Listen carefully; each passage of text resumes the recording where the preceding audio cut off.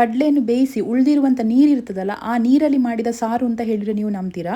ತುಂಬ delicious and ಹೆಲ್ತಿಗೆ ತುಂಬ ಒಳ್ಳೆಯದಾಗಿರುವ ಈ ರೆಸಿಪಿ ಒಂದ್ಸಲ ಟ್ರೈ ಮಾಡಿ.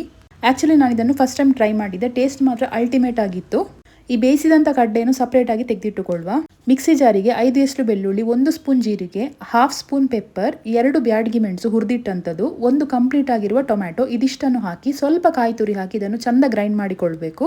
ಈ ಥರ ಚಟ್ನಿ ಹದಕ್ಕೆ ಬಂದರೆ ಸಾಕು. ನೆಕ್ಸ್ಟ್ ಒಂದು ಪಾತ್ರೆಗೆ ಬೇಯಿಸಿಟ್ಟಂಥ ಕಡಲೆಕಾಳಿನ ನೀರು ಮತ್ತು ಸ್ವಲ್ಪ ಕಡಲೆಯನ್ನು ನಾನು ಮ್ಯಾಶ್ ಮಾಡಿಕೊಂಡು ಹಾಕೊಳ್ತಾ ಇದ್ದೇನೆ. ಆಗಲೇ ರೆಡಿ ಮಾಡಿದಂಥ ಮಸಾಲೆ. ಸಣ್ಣದಾಗಿ ಕಟ್ ಮಾಡಿದಂಥ 1 ಗೆಡ್ಡೆ ನೀರುಳ್ಳಿ ಹಾಕೊಳ್ಳಿ, ಚಿಟಿಗೆ ಅರಶಿನ, ರುಚಿಗೆ ತಕ್ಕಷ್ಟು ಉಪ್ಪು, ಇದಿಷ್ಟನ್ನು ಹಾಕಿ ಚಂದ ಮಿಕ್ಸ್ ಮಾಡಿಕೊಳ್ಳೋದು. ಸ್ವಲ್ಪ ಹುಣಸೆ ಹಣ್ಣನ್ನು ನಾನು ಕಿವುಚಿಟ್ಟುಕೊಂಡಿದ್ದೇನೆ, ಅದನ್ನು ಮತ್ತೆ ಅದರೊಟ್ಟಿಗಿನ ರಸ ಕೂಡ ಹಾಕಿಕೊಳ್ಬೇಕು. ಇದಿಷ್ಟನ್ನು ಹಾಕಿ ಕುದಿ ಬರಲಿಕ್ಕೆ ಬಿಡುವ. ನೀರು ಹಾಕಲಿಕ್ಕಿಲ್ಲ ಇದಕ್ಕೆ, ಕಡಲೆಕಾಳು ಬೇಯಿಸಿದಂಥ ನೀರಲ್ಲೇ ಇದನ್ನು ಮಾಡಬೇಕು. ಆಗಲೇ ನಿಮಗೆ ಇದು ಥಿಕ್ನೆಸ್ ಕೂಡ ಬರ್ತದೆ, ಇಲ್ಲರಿ ತುಂಬ ತಿಳಿ ಸಾರಾಗಿ ಹೋಗ್ತದೆ ಇದು. ಈ ಥರ ಒಂದು ಒಳ್ಳೆ ಕುದಿ ಬರ್ತಾ ಇರುವಾಗಲೇ ಕಟ್ ಮಾಡಿದಂಥ ಕೊತ್ತಂಬರಿ ಸೊಪ್ಪು ಹಾಕಿಕೊಳ್ಳಿ. ಸೊ ಇದಿಷ್ಟಾದರೆ ಉಂಟಲ್ಲ 90% ಸಾರು ರೆಡಿ ಆಯಿತು. ಇನ್ನಿದಕ್ಕೆ 10% ಎಕ್ಸ್ಟ್ರಾ ಟೇಸ್ಟ್ ಆ್ಯಡ್ ಮಾಡಲಿಕ್ಕೋಸ್ಕರ ಒಳ್ಳೆ ಒಂದು ಒಗ್ಗರಣೆ ಕೊಡಬೇಕು. ಆದಷ್ಟು ತೆಂಗಿನೆಣ್ಣೆ ಯೂಸ್ ಮಾಡಿದರೆ ಒಳ್ಳೆಯದು. ಸಾಸಿವೆ, ಕರಿಬೇವಿನ ಸೊಪ್ಪು, ಜಜ್ಜಿದಂಥ ಬೆಳ್ಳುಳ್ಳಿ ಚಂದ ಗೋಲ್ಡನ್ ಬ್ರೌನ್ ಆಗುವ ತನಕ ಫ್ರೈ ಮಾಡಿಕೊಳ್ಳೋದು.